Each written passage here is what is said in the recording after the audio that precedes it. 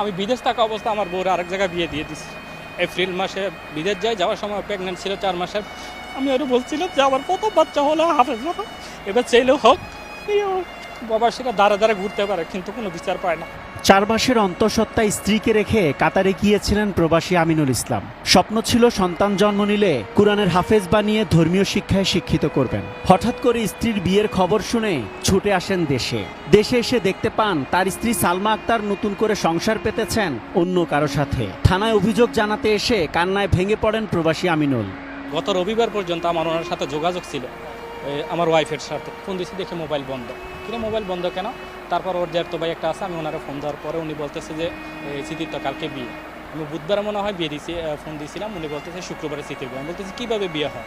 আমার ডিভোর্স দিল না, কোনো কিছু দিল না, আমি টাকা পয়সা ওরে দিতেছি, ওর চিকিৎসা চলতেছে এখন, তাইলে ওর ডিভোর্স হয় বিয়ে হয় কীভাবে? বলতেছে বিয়ে দিয়ে ফেলতেছে, কাউরে জানায় নাই শুক্রবারে।